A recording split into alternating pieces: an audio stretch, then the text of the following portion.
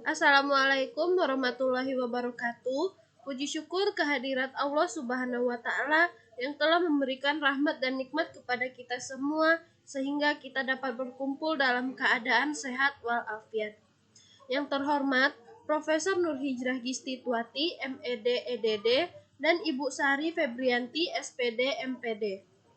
Perkenalkan, nama saya Mezaluna Azura Effendi dengan NIM 22002030 dari kelompok 1 yang beranggotakan Indah Saputri dengan NIM 22002024, Murni Safitri dengan NIM 22002033, dan Mas Hati Loli 22002029 akan mempresentasikan materi tentang organisasi. Pembahasan yang pertama, hakikat organisasi, kedua, sekolah sebagai suatu organisasi, ketiga, organisasi sebagai sistem sosial, dan keempat, sekolah sebagai suatu sistem sosial. Yang pertama, hakikat organisasi. Pengertian organisasi adalah sebuah wadah untuk sekumpulan orang yang bekerja sama secara rasional serta sistematis, yang terpimpin atau terkendali untuk mencapai tujuan tertentu, memanfaatkan sumber daya yang ada di dalamnya. Pengertian organisasi menurut para ahli. Yang pertama, menurut Duncan, tahun 1979, organisasi adalah suatu kebersamaan dan interaksi serta saling ketergantungan individu-individu yang bekerja ke arah tujuan yang telah ditetapkan, dan hubungan kerjasamanya telah diatur sesuai dengan struktur yang telah ditentukan. Yang kedua, menurut Sherman Han dan Osborne tahun 1994 mengatakan bahwa organisasi adalah kumpulan orang-orang yang sedang bekerja sama melalui pembagian tenaga kerja untuk mencapai tujuan umum yang telah ditetapkan. Yang kedua, sekolah sebagai suatu organisasi. Sekolah sebagai suatu organisasi adalah perkumpulan sosial yang dibentuk oleh masyarakat, baik yang berbadan hukum maupun yang tidak berbadan hukum. Fungsinya sebagai sarana partisipasi masyarakat dalam pembangunan bangsa dan negara. Sebagai makhluk sosial yang selalu hidup bersama-sama, manusia membentuk organisasi sosial untuk mencapai tujuan-tujuan yang tidak dapat dicapainya sendirian. Pilihan seseorang untuk ikut mendirikan atau bergabung dalam suatu organisasi karena sejumlah alasan yang bermanfaat bagi pengembangan pribadi dan kelompok organisasi sosial. Sekolah merupakan contoh organisasi formal. Hal tersebut bisa terlihat dari ciri-ciri organisasi yang dikemukakan oleh Lee R. Steiner, sebagaimana dikutip oleh Abdullah Idi, yang kemudian dimuat dalam buku Sosiologi Pendidikan.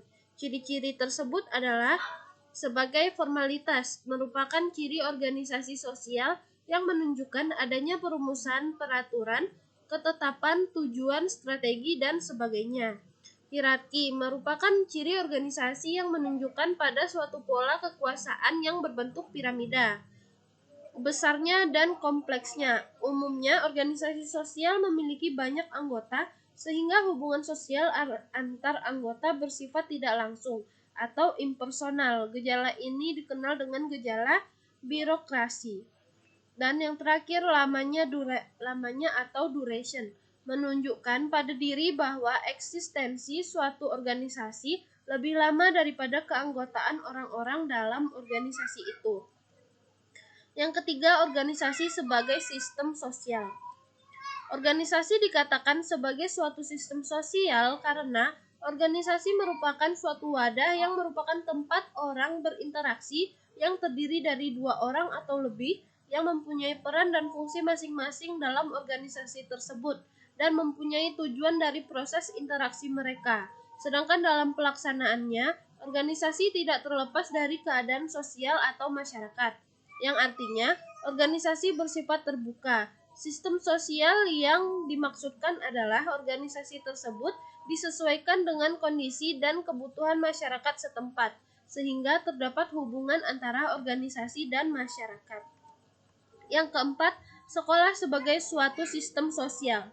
Sebagai sistem sosial, sekolah merupakan akumulasi komponen-komponen sosial integral yang saling berinteraksi dan memiliki kiprah yang bergantung antara satu sama lain.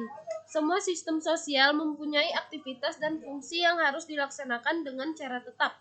Sekolah sebagai suatu sistem terdiri atas beberapa elemen, mulai dari kepala sekolah, komite sekolah, guru, siswa, kurikulum, fasilitas pendidikan, yang masing-masing elemen saling kait-mengait serta saling pengaruh-mempengaruhi untuk mencapai tujuan yang telah ditetapkan.